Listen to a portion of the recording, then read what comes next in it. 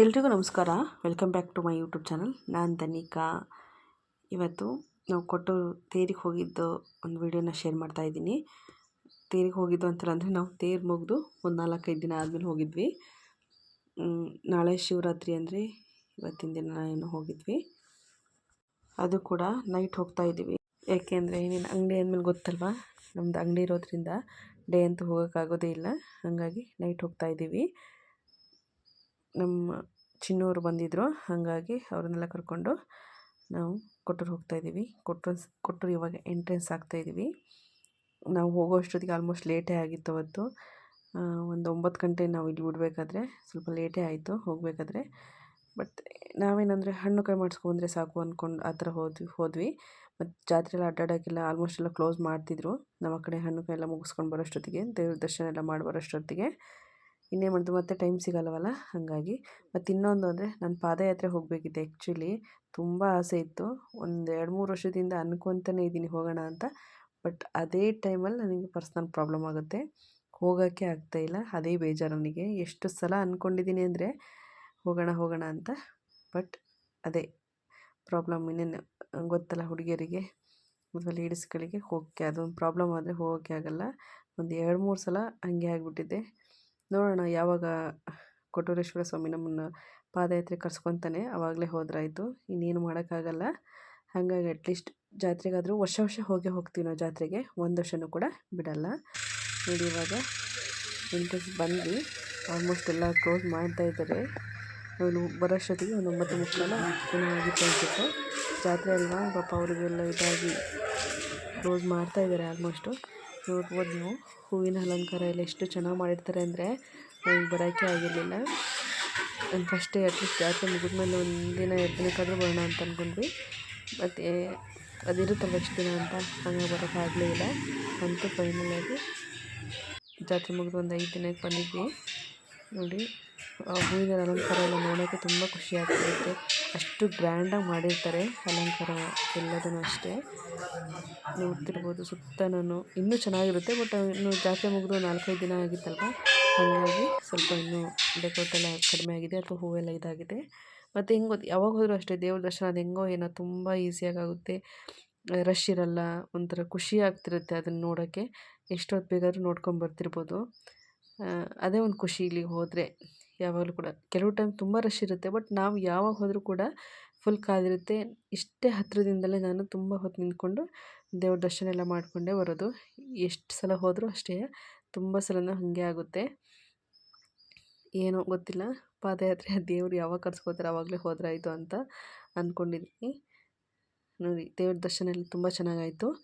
ಹಣ್ಣು ಕಾಯೆಲ್ಲ ಮಾಡಿಸ್ಕೊಂಡ್ಬಿಟ್ಟು ನೆಕ್ಸ್ಟು ಅಲ್ಲೇ ಒಂದು ರೌಂಡ್ ಸ್ವಲ್ಪ ಹೊತ್ತು ಕೂತ್ಕೊಂಡ್ಬಿಟ್ಟು ಅಲ್ಲಿಂದ ಇವಾಗ ಸೀದಾ ಅಮ್ಮನವ್ರ ದೇವಸ್ಥಾನಕ್ಕೆ ಹೋಗೋಣ ಅಂತ ಹೋಗ್ತಾಯಿದ್ದೀವಿ. ಅಲ್ಲೇ ಅಂದರೆ ತುಂಬ ಜನ ಇದ್ದರು, ಜಾತ್ರೆ ಆದರೂ ಕೂಡ ತುಂಬ ಜನ ಬಂದಿದ್ದರು, ಮುಗಿದ್ರು ಕೂಡ. ಅದೆಲ್ಲ ಅಮ್ಮನವ್ರ ದೇವಸ್ಥಾನ ಮುಗಿಸ್ಕೊಂಡು ಸೀದಾ ಇವಾಗ ಜಾತ್ರೆ ನೋಡಿ ಫ್ರೆಂಡ್ಸ್, ನಾವು ಕೊಟ್ಟೂರು ಜಾತ್ರೆ ನೋಡೋಕ್ಕೋಸ್ಕರ ಮುಂಬೈಯಿಂದ ಬಂದಿದ್ದೀವಿ.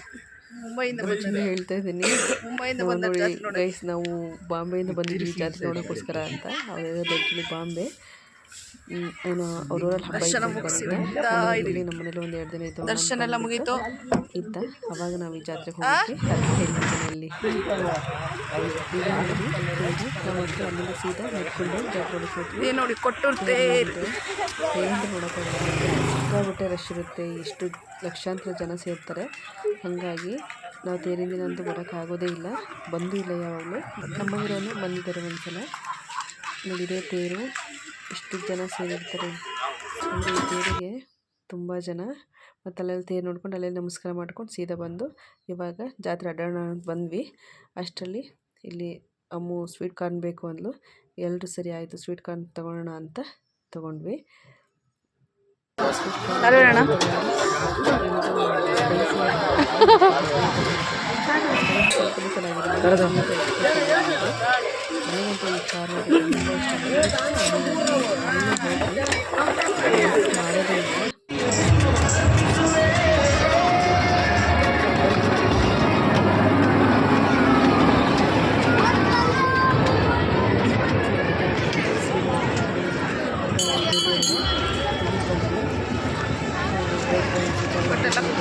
ಕ್ಲೋಸ್ ಹೊಡೆದು ಆಲ್ಮೋಸ್ಟ್ ಕ್ಲೋಸ್ ಆಯಿತು. ಕುತ್ಕೊಳಕ್ ಹೋಗ್ರ ಅದಕ್ಕೆ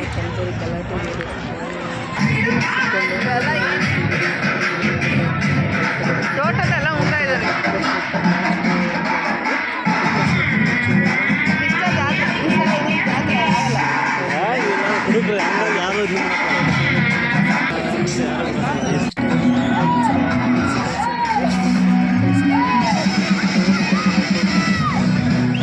जो दिल चाहे it's on Amazon Prime. Free same day delivery. Blockbuster entertainment. Join Amazon Prime now. 80 ರೂಪಾಯಿ ಇಲ್ಲ, 80 ರೂಪಾಯಿ ಇದು.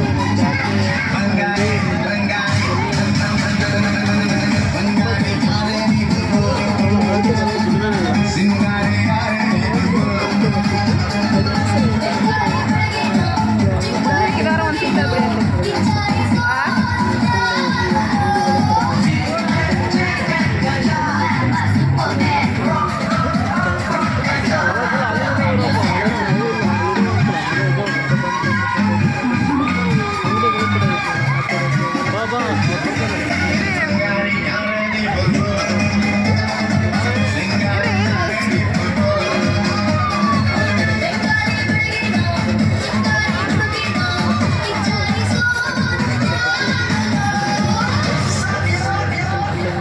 ಫುಡ್ಡೆಲ್ಲ ಊಟ ಮಾಡ್ಕೊಂಡು ಬಂದ್ವಿ. ನಾವು ಆಲ್ಮೋಸ್ಟ್ ಮನೆಗೆ ಬರೋಷ್ಟೊತ್ತಿಗೆ ಒಂದು 12 ಗಂಟೆ ಆಗಿತ್ತು. ಬಟ್ ಇನ್ನೂ ಜಾತ್ರೆ ಅಡ್ಡಾಡೋಕ್ಕಲ್ಲ, ಆಲ್ಮೋಸ್ಟ್ ಎಲ್ಲ ಕ್ಲೋಸ್ ಮಾಡಿಸ್ತಿದ್ರಲ್ವ, ಹಾಗಾಗಿ ಬೇಗನೆ ಬಂದ್ವಿ. ಇಲ್ಲ ಅಂದಿದ್ರೆ ಇನ್ನೂ ಸ್ವಲ್ಪ ಹೊತ್ತು ಬೇಕಾದರೆ ಆಟ ಆಡಿ ಬರ್ಬೋದಿತ್ತೇನೋ. ಆದರೆ ಏನು ಮಾಡೋದು, ಸೀದಾ ಎಲ್ಲ ಇನ್ನೇನು ಕ್ಲೋಸ್ ಆಗಿತ್ತಲ್ಲ ಅಂತ ಬಂದ್ವಿ. Thank you for watching.